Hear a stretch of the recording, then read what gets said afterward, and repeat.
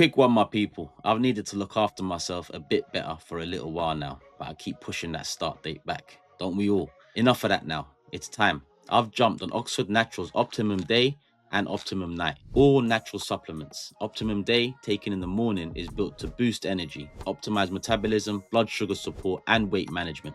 Optimum Night, taken in the evenings, helps support that journey throughout the night by focusing on a deep, rejuvenating sleep and metabolic support.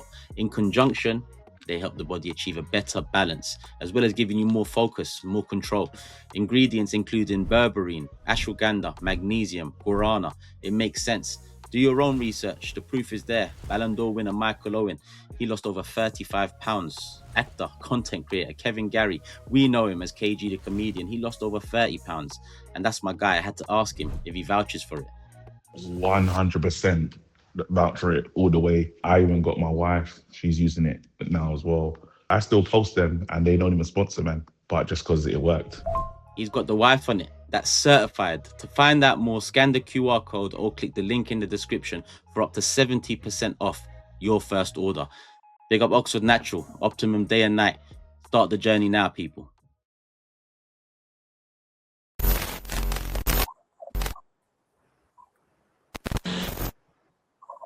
How's it going, people? Welcome back to the channel. Welcome back to the Loose Cannons podcast. Hope you're good. Hope you're well. As always, FA Cup action out of the way for us, at least. The draw for the 5th round is tomorrow night after Macclesfield game against, I forgot off the top of my head. And then we'll know who we've got in the 5th round. But that's yet to come. We've got a Premier League match this Wednesday against Wolves away. We've just smoked Wigan 4-0 at the Emirates. Jordan and James are back in the building. And we've got another special guest. And in terms of North London, in terms of UK rap heritage, it's a very special guest. If you know, you know, let us know in the comments. But we got Joe Black in the building. Come on, let's do this. King of the underground, millionaire. You've come a long way, bro. Come on, man. Pleasure to be here, man. Serious. Yeah, you're doing your thing now at Arsenal as well, working there for like, what, the last 5-6 years, scout lead, East London area, under 12s to under 16s, if I'm right? Yeah. Under 12s to 16s, yeah. Talk to me though, because listen, Arsenal the last few years, Ranieri's come through, Lewis-Skelly's come through, Dowman's basically come through. I mean, he's had an injury. We've seen him in the training pictures this week, so hopefully he's back soon. But as someone that works as part of the academy, like, and you're from Islington, like when I say rap, you're actually you was talking about Arsenal a lot in your raps back in the day, so the connection is strong for time. Now you're helping the club bring through talent like that. Like, so what's that like for you now? Like, do you know what it is? I think I've been in the game long enough now to kind of start seeing players that I knew as a kid breaking into first team, whether it's Premier League, for Championship or whatever. But obviously, being an Arsenal fan, it's especially gratifying seeing players come through the club and, you know, doing well, and club's in a good place at the moment. So hopefully it continues, man. Lots more to come, hopefully, man. What are you saying? Are we gonna do it? Yeah, man. I don't even know why I'm hesitating. Yeah, man. That's a long breath. It's in our hands. Do you know what it is? Everything's in our hands, innit? So as long as we do what we need to do, we ain't got to worry about anyone behind us. So yeah, man. I'm confident. Yeah. What I wanted to really ask you was, who's the next one, right? Who's the guy right now that's 13 years old, who's like, right, give that kid 5 years, we're talking Messi. Who's the kid you're working with now that you think, yeah, this kid could be a problem? Do you know what? There's a few. But obviously, because of the nature of my work, I'm not at liberty to disclose names at the moment. But I think have we got a Messi coming through? That's what I want to know. Is there a Messi coming through? I was about to say something mad. You can't be asking for Messis. They're a dime a million. If that's even probably being generous. Exactly. But I think we've definitely got a few more Star Boys, a few more Wineries and a few more Max Dowmans in the pipeline. I'll take that. Yeah. Make sure they're right-footed for me though, bro. Because we've got you know what? Left-footed. Do you know the maddest thing? I've done a little presentation on I don't know if it's a coincidence, but a lot of the players that we are producing are left-footed. I don't know if it's by accident or, and it's weird because in the game there's a there's a lack of left-footed overall in it in general. Left-footed players are always that needle in a haystack stuff. So yeah, man. As long as they're good, they could be left-footed, right-footed. You know what I mean? True. Yeah, but we're all on one foot. We're always now we're debating this person. How's this person going to come through? If this person's there, give us some right footers and we're good in the next couple of years. But Jordan, James, talk to me, man. How you man been? Obviously, aside from Arsenal 4-0, we're nice there, but you're good. Yeah, we're winning the quadruple. The attack is fixed. Things are great. So yeah, all good. The flip-flop comments are already being typed in right now, and yeah, they're already being sent because it's up and down. I never doubted anything. I don't know what they're talking about. It is up and down at the moment. 2 wins in 6 in league, but in between that run, the cup competitions win, and it's another win here, FA Cup as expected. Wigan. Let's get into that because when I saw the lineup, I thought, yes, Lewis-Skelly in midfield. About time, finally. At least I know it's in the thoughts of Mikel because I want to see that. And then Calafiori pulls up, and we'll talk about that a bit later, maybe in between this result and the Wolves game conversation. But yeah, Lewis-Skelly didn't get that start there. He moved into that second half, but we blitzed them. And that's what you do to these teams. 22nd in League One, you blitz them, get the job done, and then walk. The rest of it is a walk in the park for the next 30, 40, 50, 60 minutes, whatever it was. But let's start with you, James. In terms of analysis of the game, overall thoughts, much changed lineup, 4-0 win, second half, no goals. But yeah, still a big win. Yeah, with the caveat that Wigan are like struggling in League One. Arsenal, like you said, were professional and got the job done. I think it's so telling about how Arteta sees that 10 or right 8 position potentially, that he opted to bring Saka in and basically move Lewis-Skelly to left back. He could have given that to Nkapie, who has played a lot of football, but it's not like he was rested, for example, in the Sunderland home game, so he could easily have just brought Nkapie in. Could have played Rice or Zubimendi, knowing that Norgaard can always come in for another game in future. He opted to give Saka the start. So there's an incredibly attacking 4 behind Jesus of Madueke, Saka, Eze, Martinelli. I mean, essentially all of them wingers to a degree.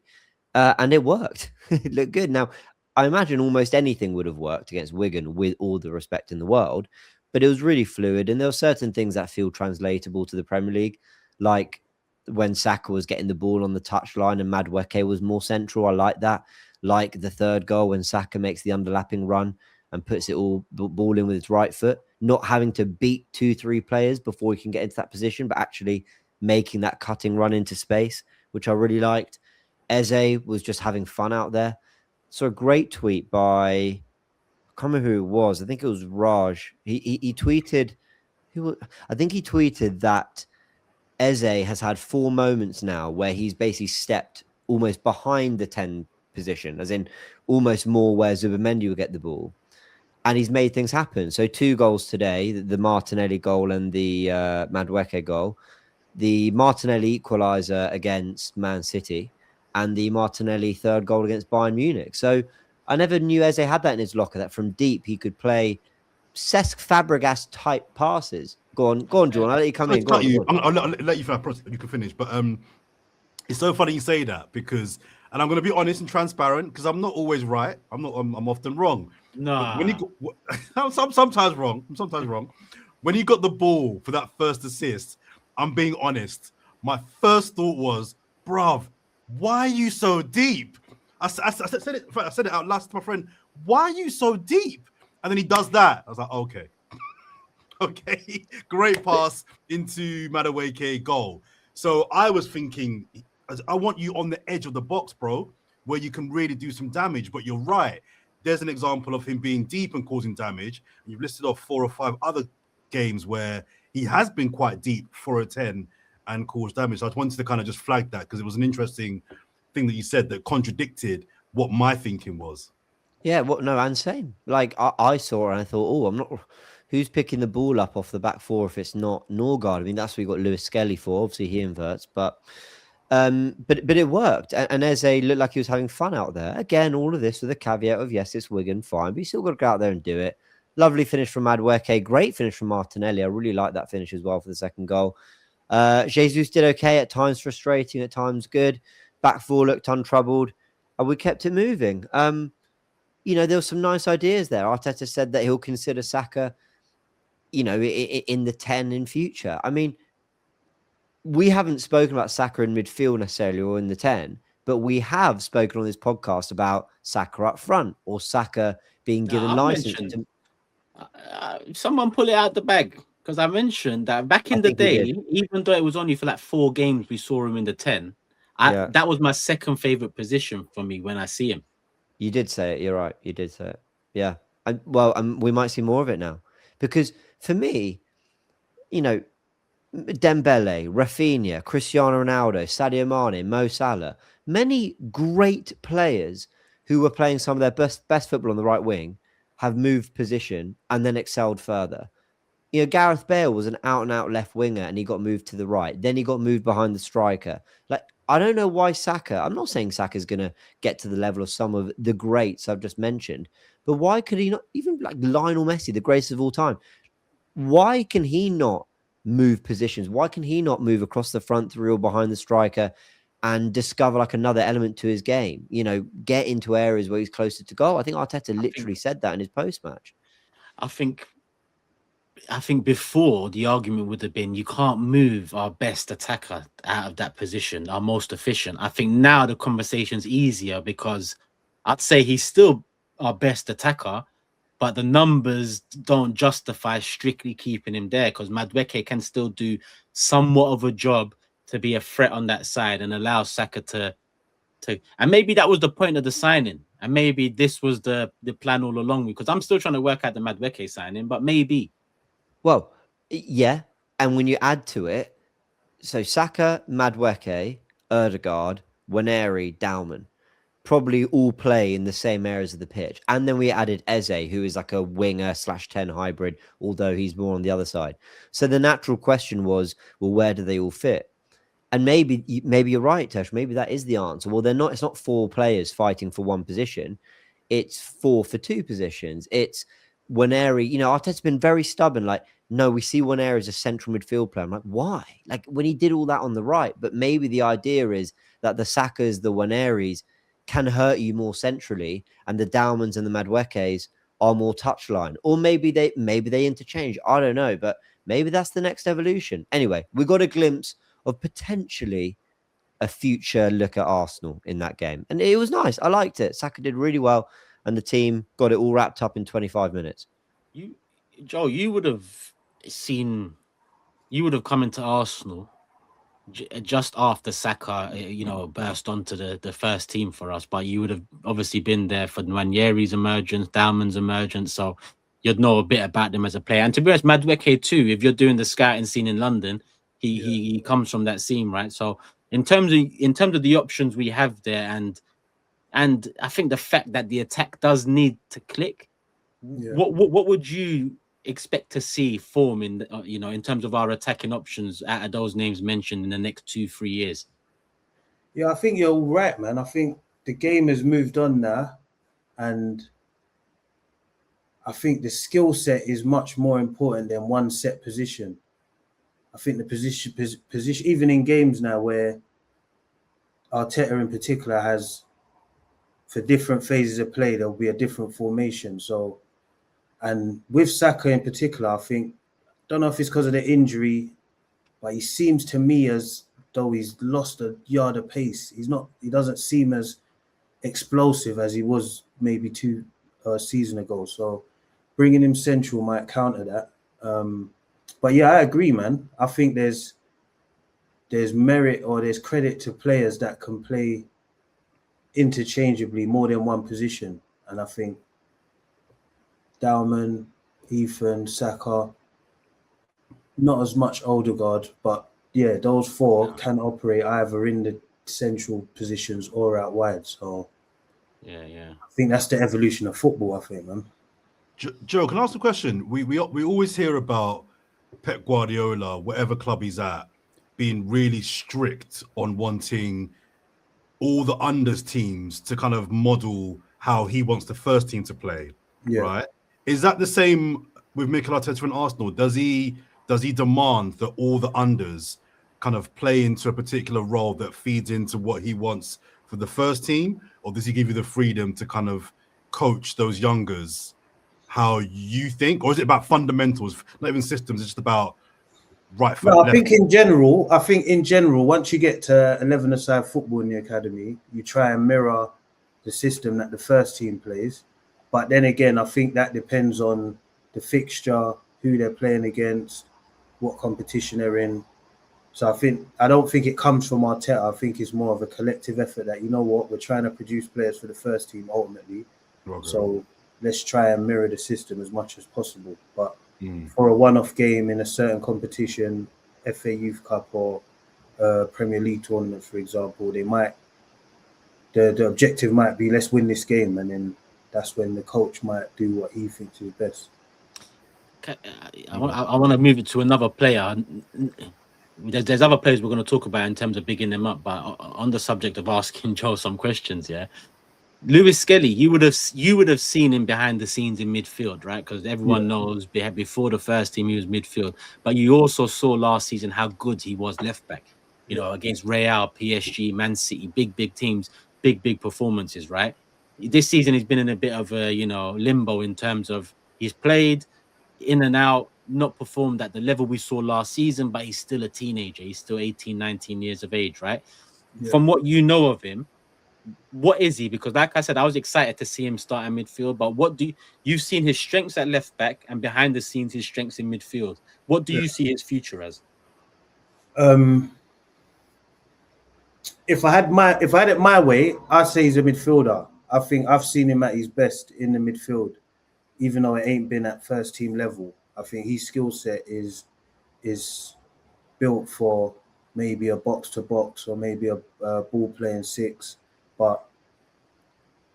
And again, I think when he broke into the team, it was more out of necessity, where we needed a left-sided player, and he done well, so he kind of kept his position.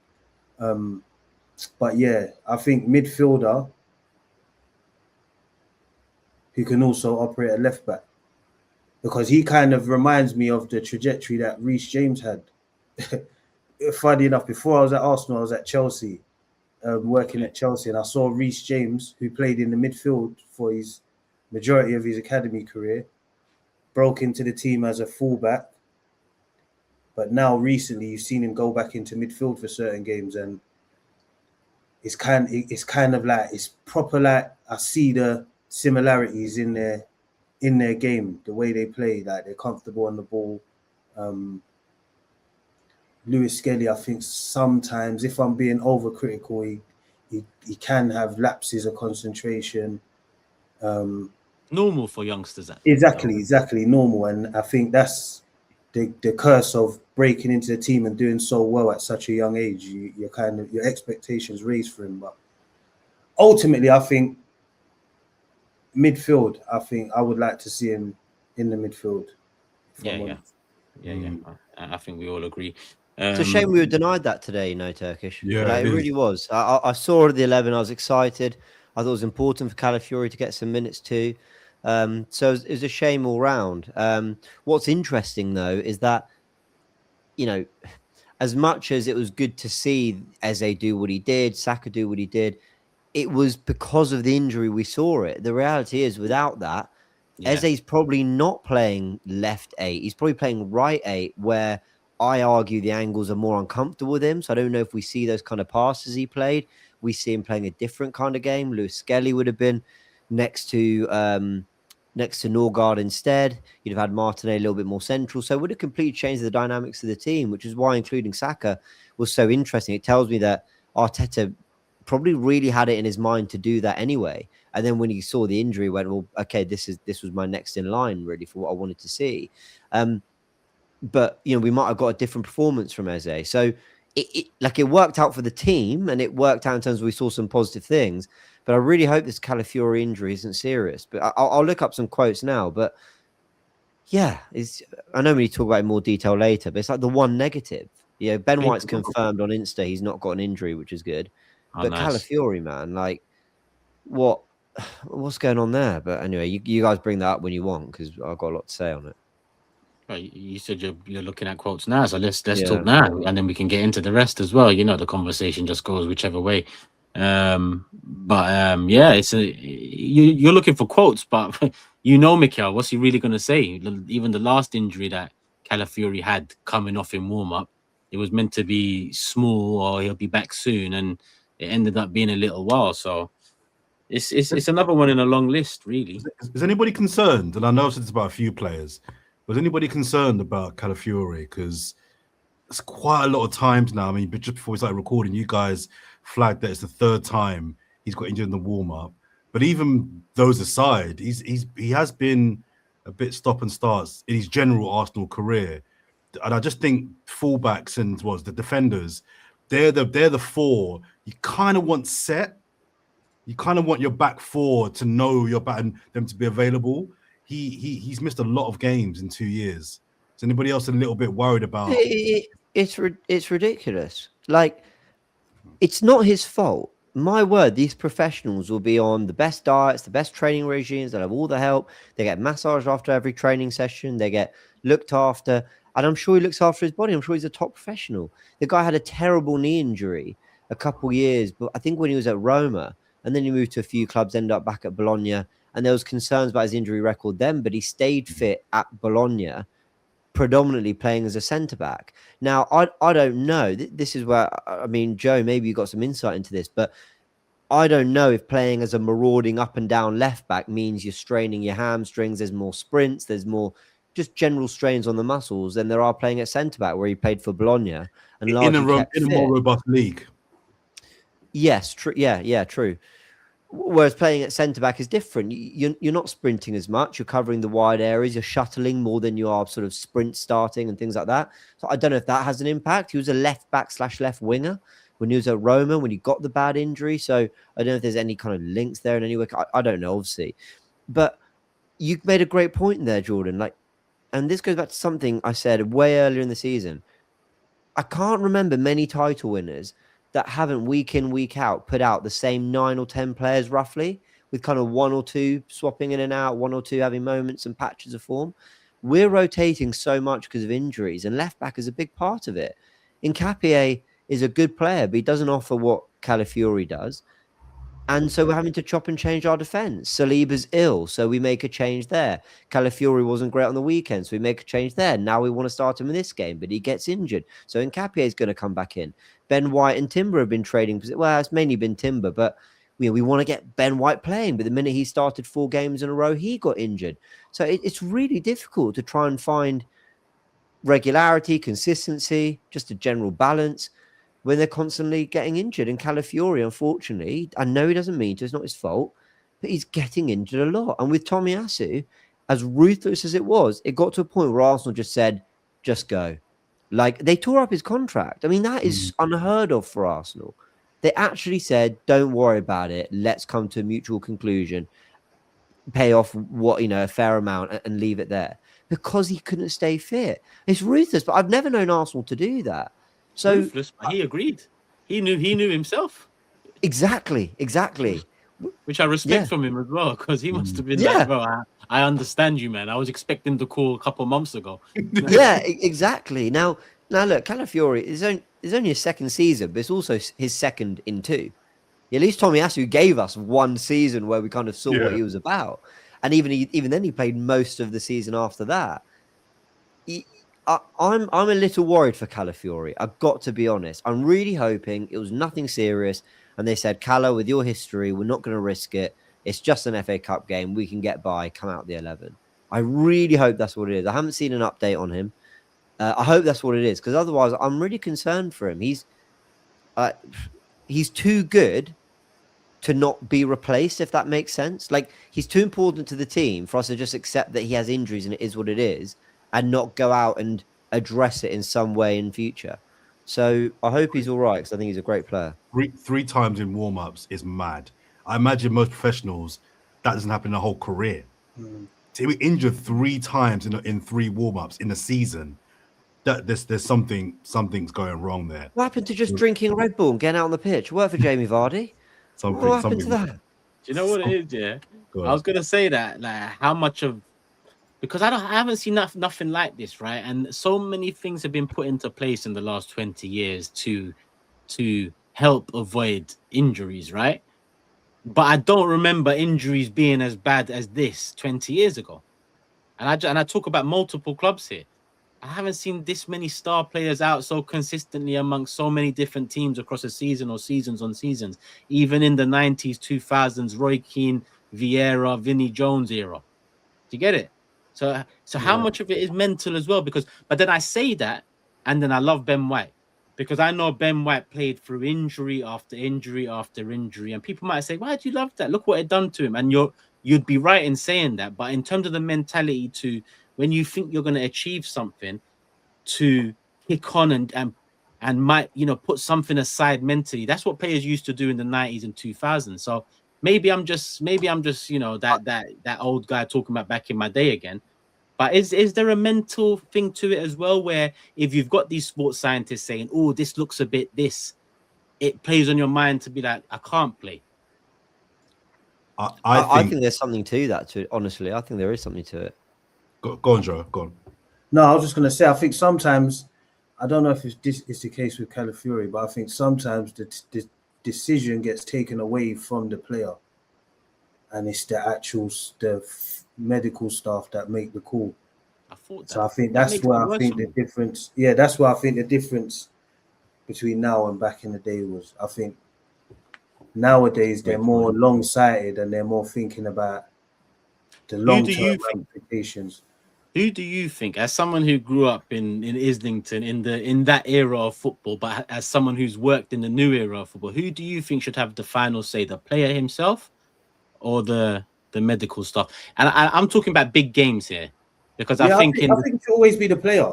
I think it should always be the player, but then obviously I think the medical staff are there for a reason. They're getting paid for a reason. So from the club's point of view, I get it. But for me, if I'm a player and I feel like I'm ready to play, I don't feel like someone should tell me, "No, you're not," or "You shouldn't play." But Joe, isn't that dangerous, right? Let me tell you why it's dangerous. Because I don't know if you guys have been watching the Winter Olympics, but there was a downhill skier, Lindsey Vonn, American athlete, right, who did her ACL 2 weeks before the Olympic Games, recovered, came back, and mashed herself up. That is an example of where I think Team USA have had a shocker.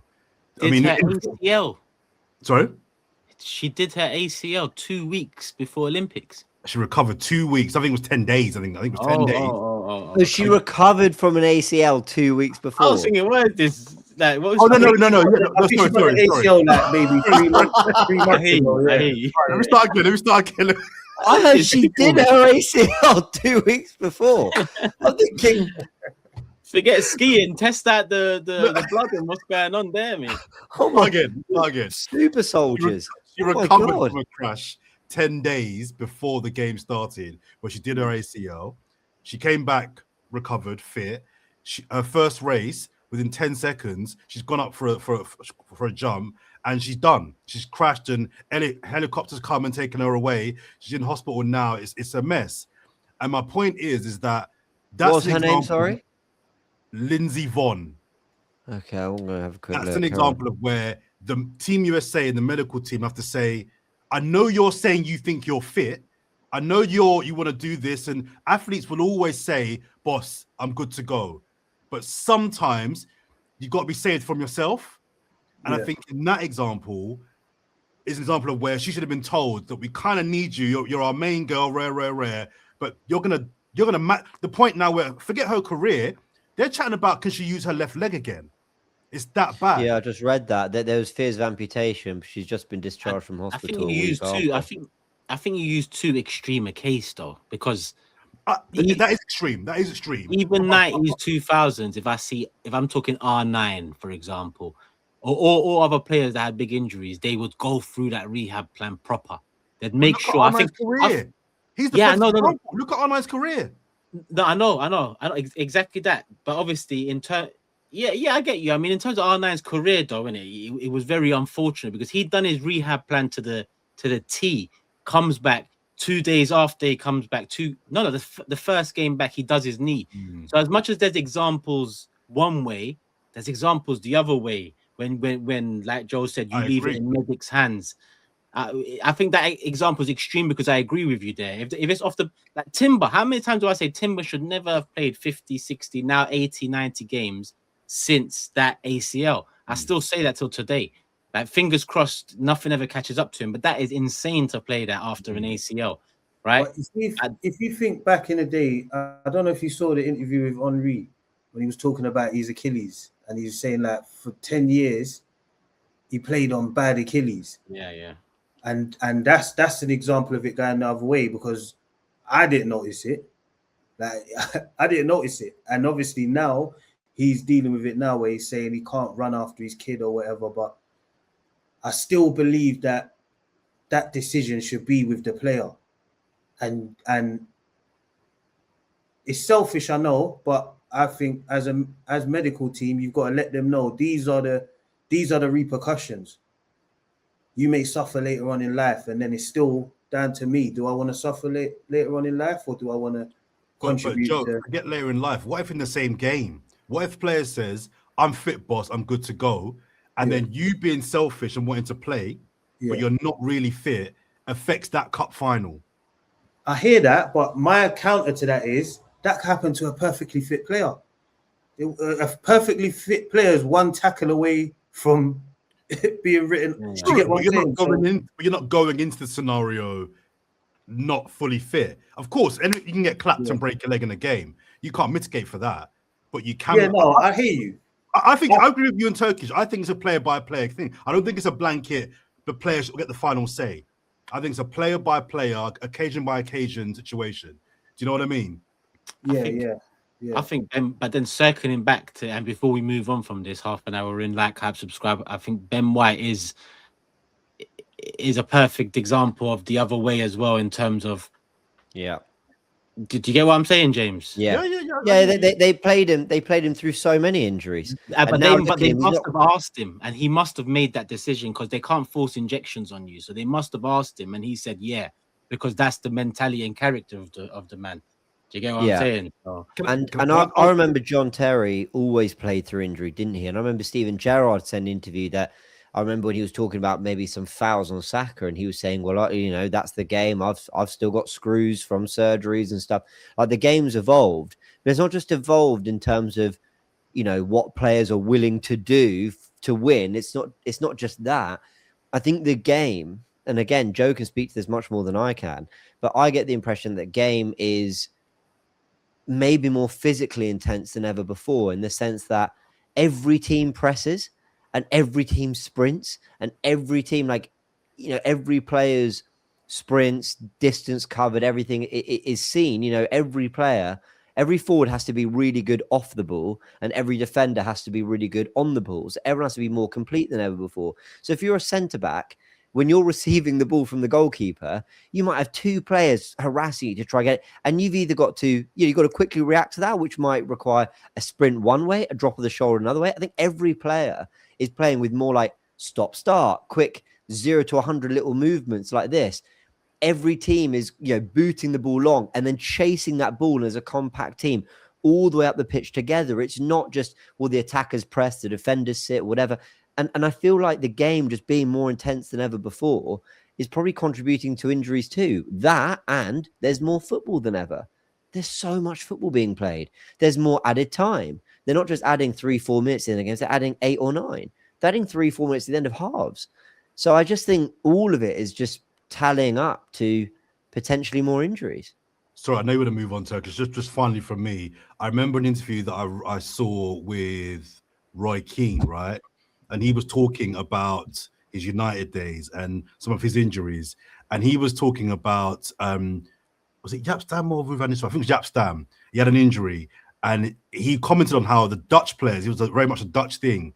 The minute those guys felt anything wrong with their body, I'm out. I can't play, right? And Roy Keane used to say at the time, the British lads were like, bruv, you got like a minor knock on your ankle. Get on the pitch. But they were like, no, I'm not fully.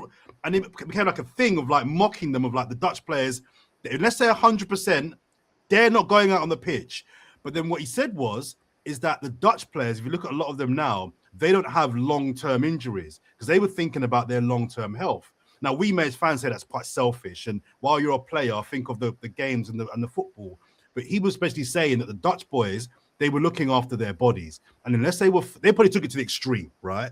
But unless they were fully fit, they weren't playing. And when you think about all the Dutch players in history, your kind of Van Persies, your Van Nistelrooys, your Robins, I thought of a few more as well in Premier League. A lot of the Dutch boys, they did have reputations for having long periods out the game. So that kind of does make a lot of sense that they took it to the other end of the extreme where like they're thinking of their body and their well-being because no one else will. And any little toenails not quite the right length, I'm not playing, boss. I'm not. Do you know what I mean? So I think there are extremes on kind of both ends. Do you think about your long-term health, or do you think about mentally, I'm injured, but I'm going to just play through it because my career's quite short? Jordan at the end of this pod. And by the way, I just want to shout out to all my Eindhoven gooners as well who tune into the pod. Heard the sum there. Shout out to them. Sorry if I offended you mid-podcast. Just say it, innit? Just say that. That's what Roy Keane said. Anyway. I want to circle back to Eze and the midfield again because I think Eze deserves a bit of a conversation. Listen, it was only Wigan people before you write your comments and go mad.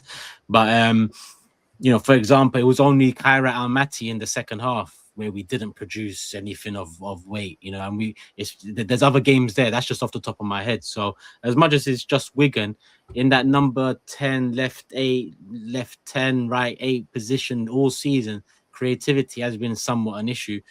And like James said, I want to, follow on from what he said earlier about his passing. You mentioned Fabregas, and listen, this is no comparison because there's no comparison, right? But in terms of where the passes are coming from, I agree. I didn't see Eze as that player. For me, that's more of a conductor 10 than what I thought he was, which was a in and around the box 10. Get on the end of things 10. Maybe dink it up like he did for Declan Rice, Tottenham first few minutes type of 10. It was just a little dink. Coming from deep, the Martinelli one, I was shocked by that. And then the other ones you mentioned too. Both these ones, left foot, right foot, left foot. That is important too, because I don't think any of the other options in that position can do that both-footed. And I know it's easy to say that for Martin Odegaard because he's in poor form. I say that for Rice as well. Rice can't do that through ball with his left foot. And Odegaard can't do that through ball with his right foot. So Eze has that in him in terms of, both ways. Now, what happens with this Saka stuff coming into midfield now as well? Was it just a one-off because of the circumstance? Is it actually something? What does that do for Eze? What does that do for Odegaard? Because right now, I think those two positions, not two, but I think in certain games, because this is where I go to Norgaard as well. I've always wanted to see Rice 6, what Norgaard did today. Rice is that, and then Eze Odegaard, maybe for a little patch just to against teams that you expect to have the ball against teams that you expect that they're going to be low block, mid block, all of this block stuff, and just let them go for it and let Rice clean up. Norgaard did that to a T, and I'm very impressed by Norgaard's passing too, by the way. And I know we'll probably move on to him. He was deserving of the man of the match. I think Eze was closest. It was nice to see Eze get something out of the game. Unfortunately, he didn't get a goal in the second half, side netting. But in terms of his influence, the positions he was picking up, the impact he was having, the touches he was taking, it's only Wigan, yes. But at the same time, we've seen very few of those performances in that position all season against whoever. So I think Eze needed that. We needed that. Mikel needed that. Odegaard needed that. I think that was very necessary, a performance in that position today. Who wants to take it away? Jordan, I know you're a big fan of Eze. Yeah, man. He needed it. You said it right, Turkish. He needed that game. We're getting a little bit of heat from the fan base and criticism. I don't think it's gone too far. I think the criticism has been quite fair. But he needed to flex today, and I think that first half was brilliant. 2 brilliant passes. That the first assist is no look. I didn't clock it at the time, but it was a no look pass. I'm like, is that you? We got Madueke for the run, by the way. Because I'm going to give him some love. But this is the Eze part because we were hard on Eze in the last pod. So let's give Eze a bit of love on this one now. I'm really happy for him. You say he didn't score. I wanted him to score, but I don't really mind if he doesn't score if he's doing that. Do you know what I mean? I don't really mind if I'd love him to get a goal. but I get the impression that he likes pulling strings anyway. So if we can get more of that EZE from him kind of going forward, I mean, I still believe he will have a really big role to play in this last part of the season. I really do. I think he's acclimatizing to Arsenal. He's acclimatizing to a big club. He's acclimatizing to not being the main guy in the attack. He won't start every single game. And I hope that isn't a one-off. But I'm really glad for him. I don't think he had the best second half, and I would have liked some more goals. But you said, sorry to cut you, bro. No, go. You said acclimatizing to not being the main man. I don't accept that, because I need him to know he can be the main man.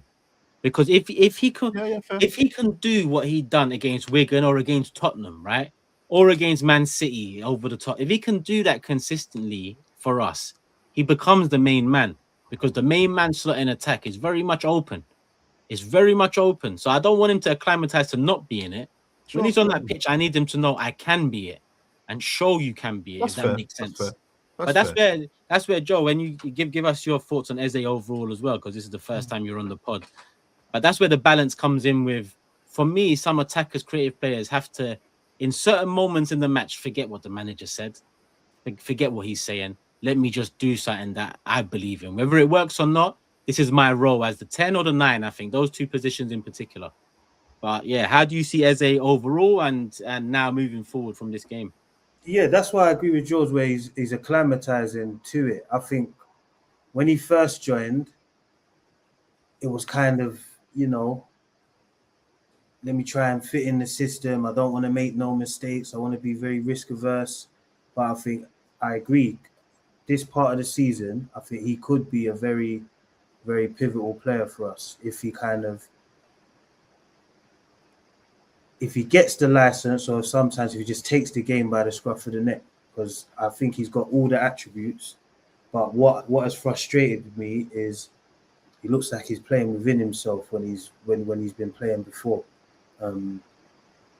So yeah, I think it's a big step up from Palace to Arsenal, with all due respect to Palace, and especially the pressure cooker that we're in right now, fighting on all four fronts. And they got us as a relentless fan base who's demanding silverware, and it's not easy. It's not easy for a player that was the main man at Palace, and there weren't that much pressure to deliver what he's being asked to deliver now. But I hope and I think that he'll get more headlines at this part of the season, towards now and the end of the season. And we know it as well, like from that success late 90s, 2000s, the pressure bursts pipes. Yeah, pressure makes diamonds. Exactly. It depends how the pressure isn't the problem. The pressure is a necessity. Yeah, that's what in this day and age, so many people are like, we must do this, we must do that, get behind.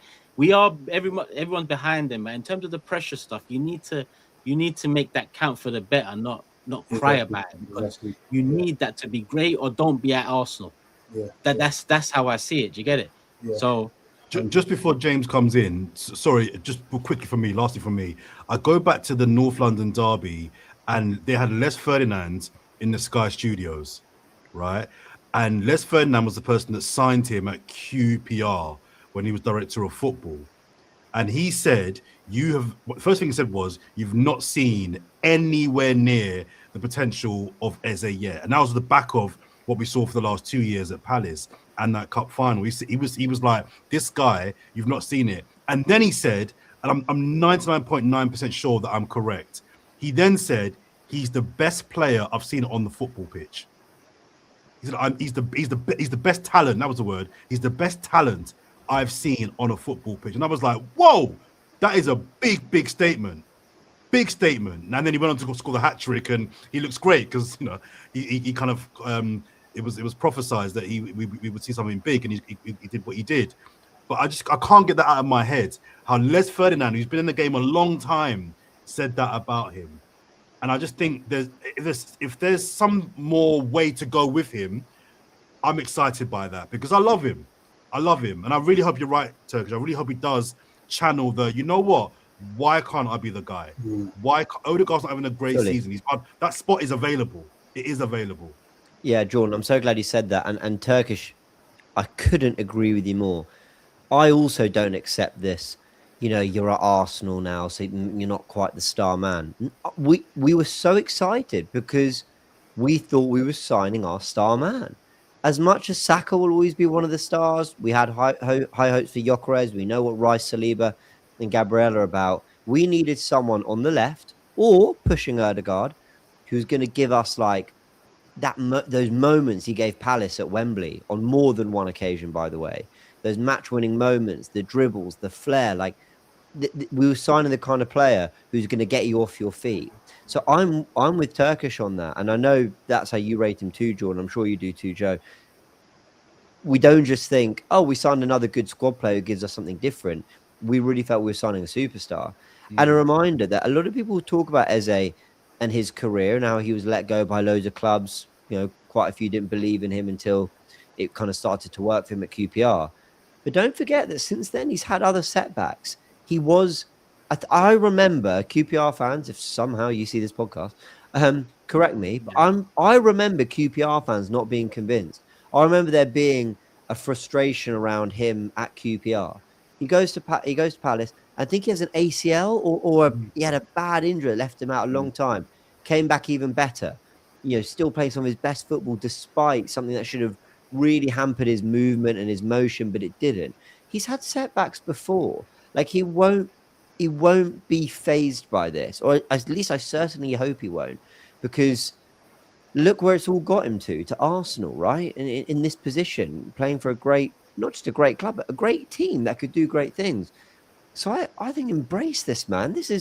I think he's got the potential to be one of our best players. I'm talking top 3 to 5 players in this Arsenal team. I think he's got the potential to be in that conversation if he hits his best. I agree. Those moments, a bit more of them, because if we win the league this season, and I ask you, man, as of now, the best moment of the season is his hat-trick, in my opinion. That will overwhelmingly, I think that will probably get the most votes if we're talking Premier League.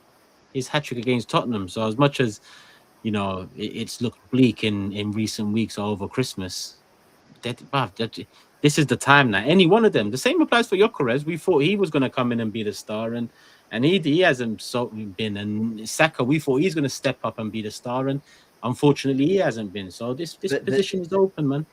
Turkish, I'll go one further, man. You say that's the best moment. I agree. The biggest moment of this season, which we never, ever, ever looked at the time, could be that assist for Martinelli against Man City in the 95th minute. Genius ball over the top. Amazing finish. I have a feeling that if we are going to win this league, and I think we will, I'm not actually sure we necessarily accumulate more points between now and the end of the season than City. It could be we win it by 3 or 2 or something like that. Just because of the run of games they've got coming up, I think there might be some nerves and tension with Arsenal. And if it is won that way, then that draw and that late equaliser might literally be the moment that we never realised. And I know there's other late goals, like the winner at Newcastle and things like that. But this was a goal that not only gained us a point, but took 2 away from them. So it could be the biggest moment that we look back on and we go, oh, wow. Okay, that was so significant. I agree. Norgaard today. I know we want to mention Madueke as well, but I think Norgaard, I actually like Norgaard a lot. His passing is that surprised me. I knew he was a good tackler, good leader. You could rely on upon him against smaller sides, lesser sides. But his passing has impressed me just generally. Yeah. And I think he deserved his man of the match award, if I'm honest with you. Yeah, I thought he was really good. Someone tweeted it brilliantly. They said Zubimendi, Norgaard's good enough for Zubimendi to not be playing as many minutes as he is. And I thought that was like a really good summary of the situation. No one's saying he should be playing ahead of Zubimendi. No one's saying Zubimendi hasn't been good enough. But at times Zubi's looked exhausted. At times you've wondered, like one of the Chelsea semi-final games. I understand why we didn't, but with a bit of hindsight, Norgaard could have played those games. And I think that's true of maybe a couple Premier League games. A couple, I'm not talking loads, he's good enough. He's more than good enough to come in and keep things ticking. And I thought he did great. I think you're right about his passing. I mean, the ball for Jesus was great, but there's a quick release about him, isn't there? He does not dwell on it. He doesn't overthink. Yeah. He gives it. And if that player doesn't have the space, they just give it straight back to him and you keep moving. And I like that about him.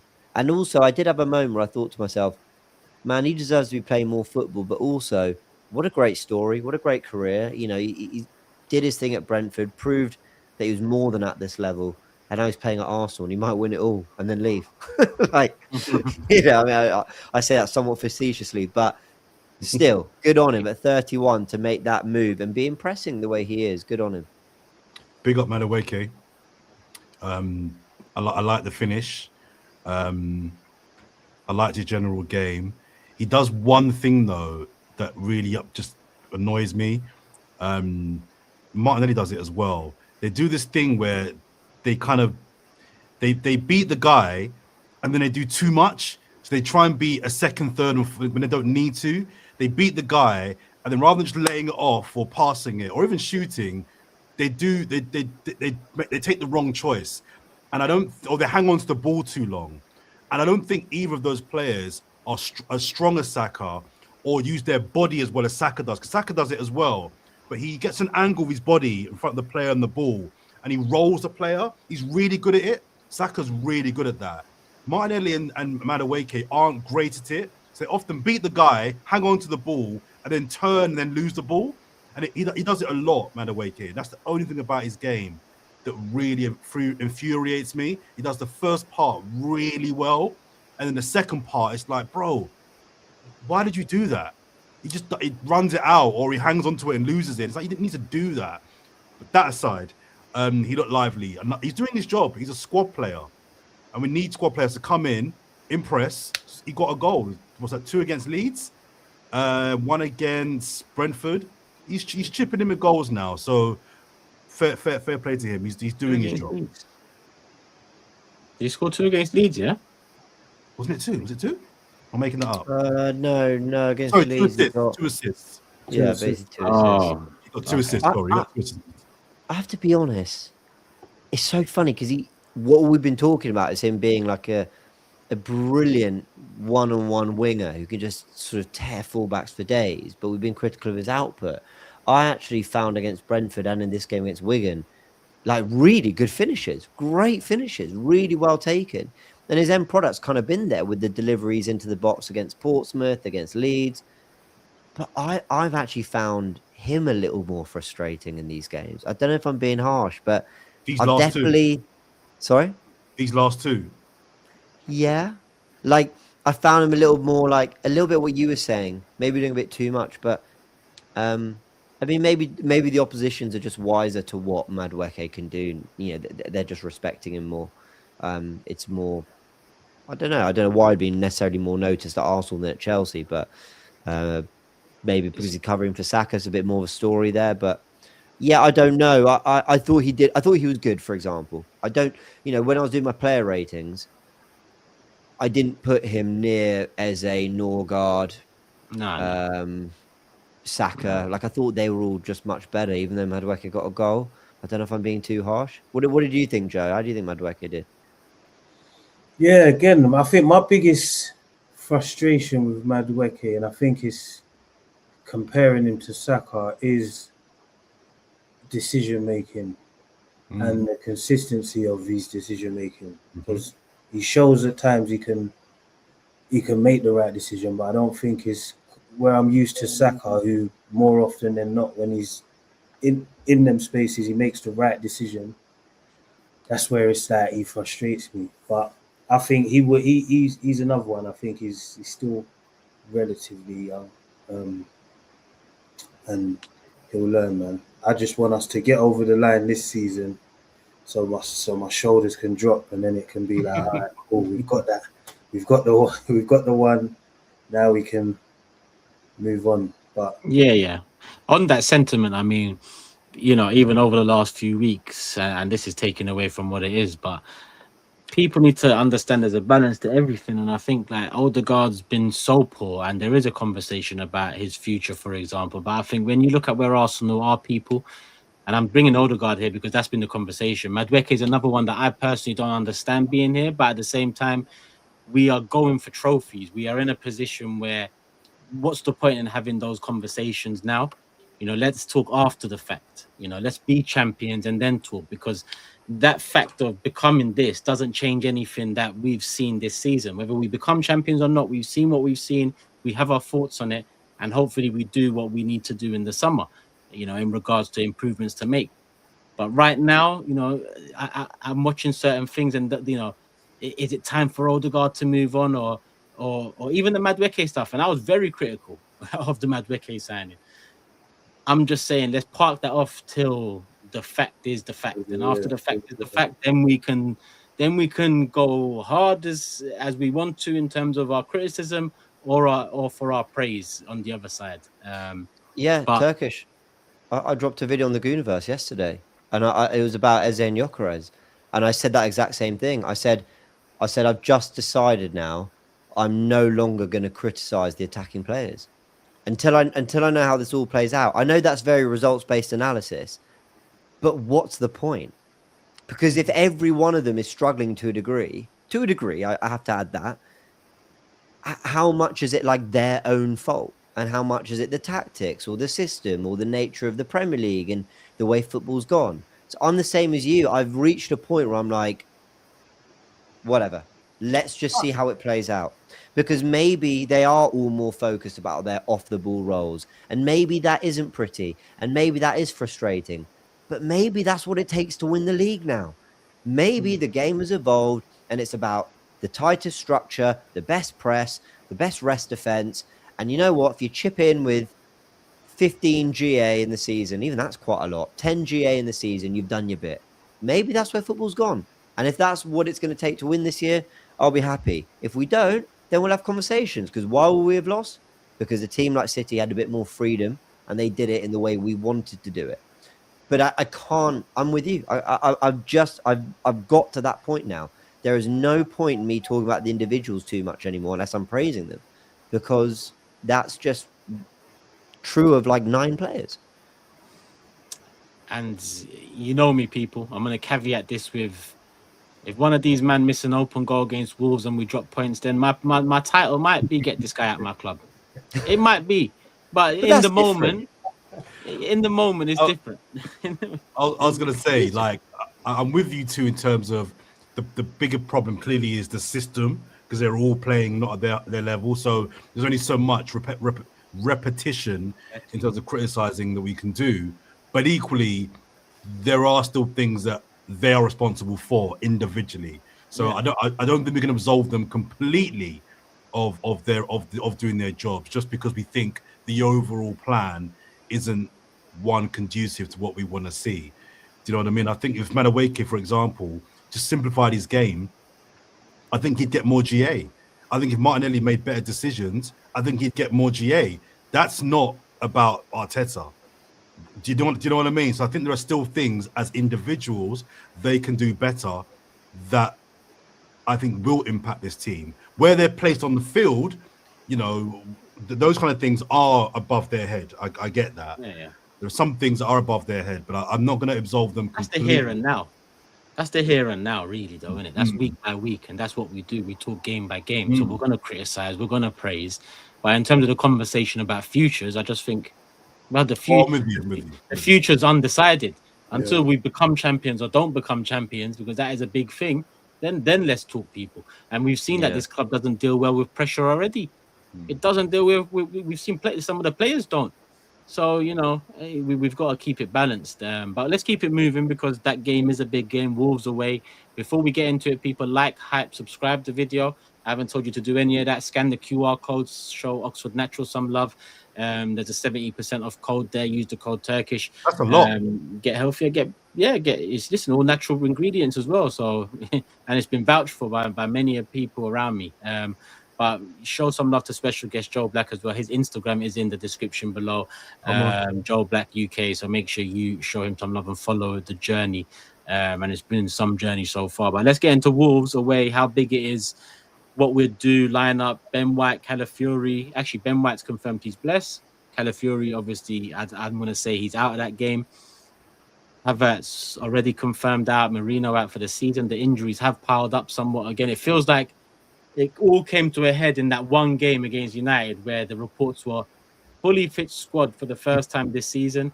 We lose that game, and then it's yeah, everything just breaking apart again. But Wolves, we should do it, lads, right? Because Wolves ain't got like they ain't playing for safety. They're done.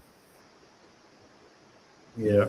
And I think hopefully if they play like they've got nothing to play for, that goes into our favor. If they try and take the game to us and leave gaps, hopefully we can exploit that. But I don't know. My hands will be sweating for the 90 minutes, as usual. That's and when we do our predictions, I'm gonna predict we smoke them because that's what I want. But the reality is, we're gonna be sweating. We sweat against everyone recently. Well, I say recently, all season really. There's been hella games we've been sweating, and we don't need to be sweating. But with Wolves, I just what you said there, you know, playing Arsenal, it just seems to be, it just lifts every club. Playing Arsenal because they can get the clicks, they can rattle the fan base, they can have a 24, 48 hours of amazing social media content. So it's that clubs and players just rise to the occasion. Jordan, what are you reading? Sorry, I'm looking at the table. They're 19 points. I know they were like off it, but I didn't know it was 19 points. Finished, bro. They're finished. Wow. Yeah, no, but the table's so telling because their problem is scoring goals. They've scored 16. I mean, I think the next lowest tally I can see is 25. So they're like 9 goals behind the next worst. But if you actually see, they've conceded 48 goals. West Ham, Burnley have conceded more. Leeds only 3 less. Fulham in 12th, only a handful less. I think Bournemouth have conceded 45 as well, only 3 less than them. Wolves' problem is that when you watch them, and I haven't watched that much of them, but whenever I have tuned in, the Arsenal game at the Emirates, Anfield, Tottenham away, Man United away, they're weirdly quite competitive. I think in the game against Villa, they did okay. So when people are having them down as like, oh, the worst team since Derby, and I think I said it at the time as well, it's really unfair. I remember Derby losing 4, 5, 6s every single week. Now, I know it wasn't like that, but that's just the memory I have in my head. That you played Derby, you knew you were scoring a handful of goals. Whereas that's not what Wolves have been. So I think they'll fight because they've got a new manager. They're trying to prove even whatever it is for next season. And, they'll probably bounce straight back up. So I don't think I think they've accepted their fate and they will, return, in 2 years and be all right. But I think they'll be weirdly quite competitive in this game. Having said that, no excuses to not win. I think at Molineux, it's different because however low you are on the table, there's always a little bit of a expectation to have a go. I mean, you might be outplayed, you might not have the ball, but you should counter-attack, you should throw men's forward, you should have a go. And also, they're pretty much doomed. Why not have a go? So that should mean hopefully a slightly more open game that we got at the Emirates, where we were, let's face it, that was one of our worst performances of the season, that game against Wolves. I know we won. It might have been our worst. It might have been. We were disgraceful that day. Derby only conceded 89 goals. Only, wow. Wait, did you say that Wolves have got 19 points? Or are they 19 points off safety? 19 points off safety. That's what I'm thinking. No, what's the maths on that? 89 goals is crazy. That's an only 8. They get piped every week. That is 2.3 a game. 89. No, I need to see the most goals conceded ever in a Premier League season. They was going for the what would that would be Centurions? What would you call that one? Man, Sheffield United in 23-24 conceded 104 goals in this what? Like 2 years ago. But they got more points though. Well, did they? Did we smoke them that year? Yeah, 6-0 away. Do you remember? 5-0 at home and 6-0 away. Yeah, they did get more points. Just listen. How many did they get? Huh? How many did they got? 16 points. Yeah, they got more points. Yeah, they get more. 104 goals, man. That's bad. It's bad. That is outrageous. But it was the only Turkish put on the front of that. That made me laugh. I mean, compared to Sheffield United, it's only 89, so we got there in the end. We got there. I don't want no nonsense this week. We need to go there and move to them. We're going there as a team going for a going for a Premier League. I don't want no early goal conceded. Don't give them no excuse to kind of believe. We can bank in and defend a 1-0 lead. No. Go there, take it seriously, get your goals in the first half, dead the game. I don't want any nonsense. I want a clean sheet as well. I want a clean sheet. Like, I know everyone, the narrative will be Arsenal rock up there because they need to extend the lead, win 3-4-0, and then go home. Like, don't buy into that. Go there, handle business, be professional, and make City have to win their game. Keep them honest. Because if you draw that game, that noise in the booth, fellas, he's talking. Forget squirming, he's talking. Did you see that comment? I did see that comment. It was one of my comments of the week. Did you see that comment? Read that at the end because he's not squirming me. That comment's more where we're at in the movie. I've not seen it. But if we draw the game, it's a problem. So let's give Wolves respect that we need to give them until we don't. Do you know what I mean? I don't want to hear any nonsense. No early goals conceded, and it's a game. No. 2-0 at half time, 3-4 in the second half. Let's get on the coach, go back home. There's not much conversation to this. Let me go through a lineup. If anyone disagrees with anything, then jump in. But Raya in goal, Timber right back, Nketiah left back, Gabriel Saliba centre backs, Zubi Rice Eze, Saka right wing, Trossard left wing, Gyökeres up top. I wouldn't start Saka. Madueke, you're saying? I don't think Saka's fit. And Madueke is in a decent run of form. He's earned the right. If you're Madueke, I'm not his biggest fan like you, Turkish. But if you're Madueke, you had a really good run of form, and the guy you're competing with isn't actually fit, and you still don't start. I'm with James in the run of form is not so much run of form. It's a couple GA, which is welcomed. Magic against because people can't see balance. That goal against Brentford was amazing. Brilliant. A header from him in the context, magic. But the 88 minutes around it or whatever it wasn't great. It wasn't great. And that is a performance for me in terms of for me, if Saka's fit, Saka starts. Because if Saka doesn't start and we don't win that game, Arteta, yeah. Do you know what it is? I just think Saka's he's not fit to me. Today he was really anonymous. He didn't want to be the Brentford game. He didn't want to be on the pitch. He did not want to be on that pitch, right? What? No. When you said today he wasn't on it, Saka, I was like, sorry, no. I meant you meant Brentford. Yeah. He didn't want to be there, and I just feel we got some big games coming up, boys. We got to peak at the right time, and if Saka isn't anywhere near fit, now is the time I think to give him a game or two off. Whilst you've got a guy like Madueke who is chipping him a GA, that would only. Does he not need minutes before the North London derby? I think we've got to win this game. I think we've got to win this game. I think we've got to win this game. The Tottenham game, we'll do that next week. We've got to win this game, and I just think we've got a better chance of doing it with a Madueke who's scoring and assisting versus a Saka who isn't scoring or assisting and isn't particularly fit. So Turkish, the 11 you just read out, or that you said off the top of your head, is the best possible 11, and by possible I mean that Arteta would likely go with. So basically, in the bandwidth of Arteta's mind, that is the best I can hope for. However, I'd love to see a world in which he kept Madueke in the team and he just chucked Saka up front.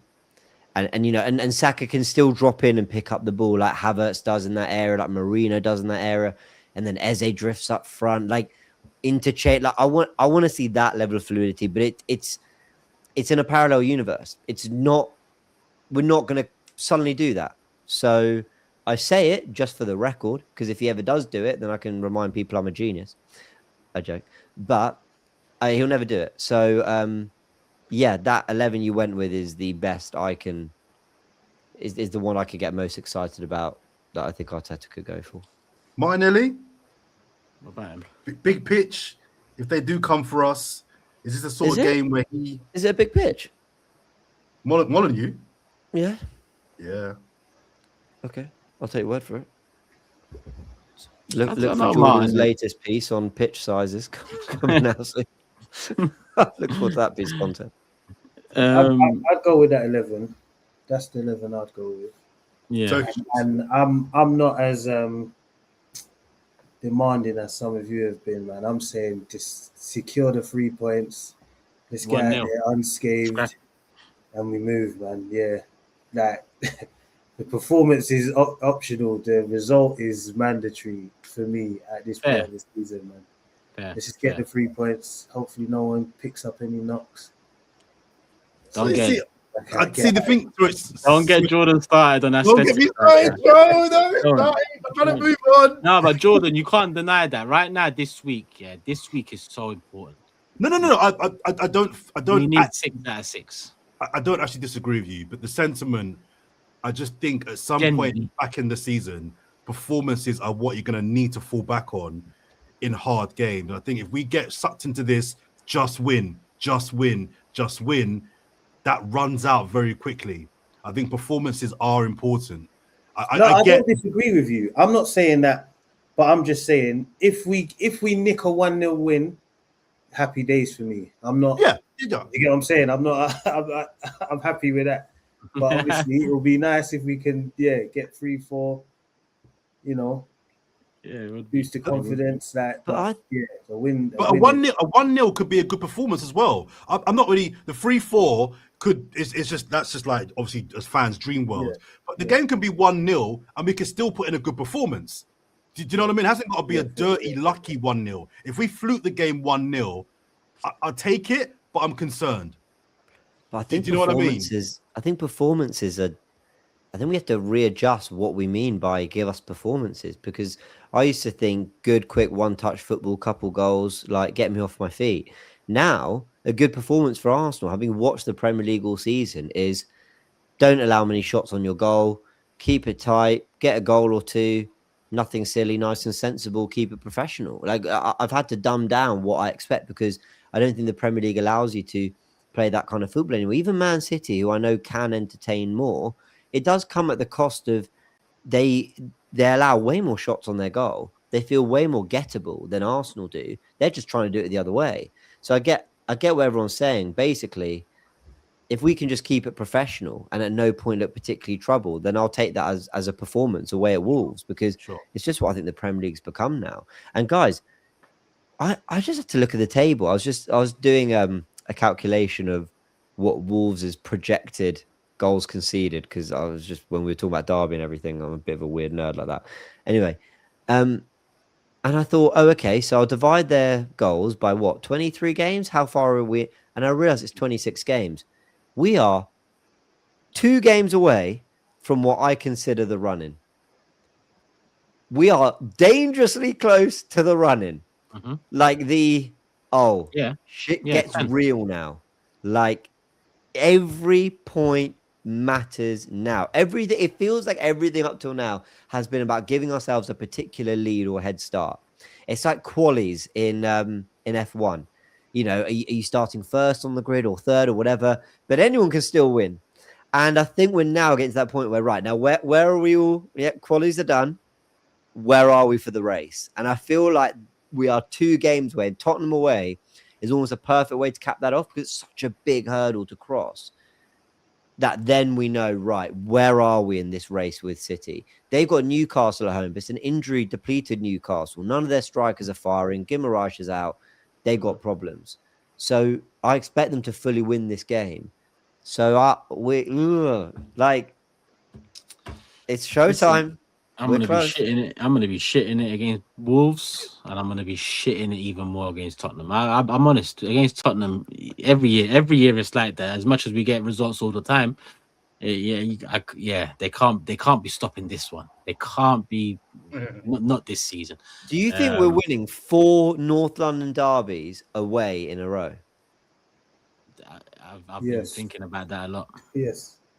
Johnson, yes. We've got no choice. We have to, man. We've got no choice. You're right. We We've got no choice. The way I would trade any one of those past wins for one this year. Of course. Any one of those, man. The position we're in right now. You're part Italian. This Tudor guy is it? I mean, we're gonna talk about it. Okay, we'll talk about it on Thursday. Forget him. We'll mention him on Thursday. Well, no, just quickly because just some quick analysis on him. I first heard of him Friday. So those are my thoughts. I knew about him. He's Expect not very a video good. tomorrow. Yeah. Yeah, I'm launching a new channel for it, actually. The truth. Italian, evil- Golazzo. Go rebrand Golazzo and bring it back, man. That's what you should do, James. I'll do it. All right, cool. Let's do predictions. Before we do predictions, there has been some change points-wise to the table. Let me bring it up now. This is how the table looks. So on last week's predictions and star men, I only got 1 point because I predicted a 3-0 win. We won 4-0 and Gyökeres didn't do anything. Both the guest and Jordan predicted a win. They got 1 point for that, but they also predicted EZE as star man, and they got 2 points extra for that for his assists. That's 3 points apiece. James went with a win, 1 point, and he picked Martinelli, who scored an extra 4. So James got 4 points. Well, 5 points in total. Sorry. My cup king. Look, the guest has tied me at top. So we're about to. If Joe gets this right. I mean, it could be a peak show for us on Thursday. This is bad. We're in deep shit, you know. All of us, we're gonna lose, and we're gonna give the title to no one. Just like 26 people who showed up. We're gonna be like, what, we won? So Jordan, are you Derby or Sheffield United? Whoa! There's no need for that. He's far off still, and he actually made up some ground this week, which is mad. Yeah, man. You know what's mad as well? We've had a Chelsea fan and 2 United fans on here predict against us, and guest is still tied for top. It's silly, but 4 correct scores all season. That's bad. Amongst us. I had 12 on a previous show. I'm doing all right. I'm doing all right on this one. Look at me up there, big 6, 13 correct scores. It's just this one here that's the problem. 1, but you lot help. We're all shit at this, aren't rubbish. we? No, we are awful. A grand total of 4. No, I'm going to be on 2 by the end of this week. 4-0 Arsenal. Look at Jordan. 4-0. And I'm going Gyökeres again because seriously. Joe, prediction and star man. I'm going to say 2-0. And Trossard star man. Okay. Nice. James? I'm going to say 1-0. I'm going to say Gabriel. Cool. Jordan? 3-1 Arsenal. I'm going Gyökeres as well. Okay, cool. Couple of Gyökereses. We've got a Trossard and a Gabriel in there. All wins predicted. Comment section, let us know yours as well as showing Oxford Natural some love. Let's move on to comments of the day. James has one that I already had, so I'm going to let him go forth with that one. But I'm going to get... Oh, where's my one gone? Well, I thought I had one, but I have to find mine again. Sorry. Buzz said, man said he didn't sleep. He must have forgotten to take his Optimum Night. After that Brentford result, Optimum Night couldn't stop me. I took my Optimum Night. It was... Listen, Arsenal above everything. No vitamins going to put me to sleep after such a dead game. But yeah, that's my comment of the day. James? So I've got 2 quickly. So one of them from Nicholas says, damn, James should be the voice of ebooks or story time to fall asleep. And I don't know if that's a compliment or a... No, it's not. Or it's not. It's not. Not even slightly. I once met a couple who the guy was an Arsenal fan, and his girlfriend said, "We put your podcast. I assume it's this podcast or whatever. they're like, we put your podcast on to fall asleep at night. And I was like, thank you. I took it as a compliment, but now I'm not so sure. Do you think there's like a brand in that for me? Like a brand? That was good. It was the couple. I didn't even ask who the couple was because. You know why it's funny you say that though, yeah? Because it just came to me. Have you not watched the Tifo YouTube videos? Yeah. That's who you sound like. You sound like the guy that does the voiceovers of them. Thank you. I think he's got I think he's like that's a good voice. So maybe you ever seen like 100 something facts to fall asleep to? Maybe there's like a brand there, like 50 Arsenal facts to fall asleep to. And I'm just talking for 3 hours while you try to fall asleep. Like I think that could be 10 million views, you know. I want to be real. That couple that stopped you, they need therapy. They don't need to put you on at night. They need therapy. So imagine a man and a woman just saying, "Is it time to put James on? Is it time?" Who presses play? Who presses stop? Do they sleep together? No sex. What's going on? That is all mad. If you're one of those people in that couple, let us know in the comment section below because it's all mad. Jordan, have you got 1 or 7 today? Love from me. I've just got the one today. Actually, no, James didn't do his proper one, did he? Well, the other one was to borrow from Jordan's analogy. Not only have we let Man City out of the car boot, we've given them first aid, the keys to the car, and are about to let them drive off with the. Oh wow! That is more like man said. Yeah, first aid. Patched him up. I like that. Mine was actually similar. I've just got. I'm not gonna lie, Jordan. I'm hearing a lot of noise in the boot, and it's like, yeah, it's creeping up. Also, big up Ola again. My DPD guy did a delivery today. He's asking what time the pod's out, and looking forward to the special guest today. So big up Ola, my DPD delivery man. You see him a lot, don't you? He's my guy. I think he does my area. He's been there like 3-4 times, and he loves the pod. He's like, hey, you got tonight. You got tonight. I was like, don't worry, man. Just lock in. It's always a top guest, man. It's always a top guest. So I'll be excited to see you, Joe. Come on. And as always, top guest people. All right, Joe, love for coming on, my bro. Yes, no, between working for the club and you know what you're doing professionally and busy, you know, personal life, it's you know, it's hard to make up some time, but you've given us what, nearly 90 minutes. So big up for coming on, thanks, my bro. Man. Thank you, bro. Thanks for me, man. Appreciate it, man. Come on. And congrats on the great work. You know, genuinely, you know, everything that's going on at the club at youth level and everything. Yeah, congrats. That's class. Some more Messies would be nice. Just keep that going. Some more Messies. You know what I mean? More Messies, apparently. And I'll add to that, well done, because like I said at the beginning, coming from the ends in London, you know, the different ends, but to see someone make it in terms of the connection to the club and you know, coming from where he's come from, which is UK rap scene as well, on top of that, it is a big well done, man. This story will resonate with a lot of young people in London now and in urban areas across, you know, America, Canada. We've got a lot of support across the globe. So the story in itself is, you know, you love to see it in terms of Islington born, raised, rapper. Now he's working with the club, you know, that he's loved his whole life. So, you know, it's a sign that, you know, we can do it from where we're coming from, people, wherever we're coming from. So show Joe some love, people. His Instagram's in the description below. Follow his journey. Continue following his journey. He's 10 years deep into the scouting now.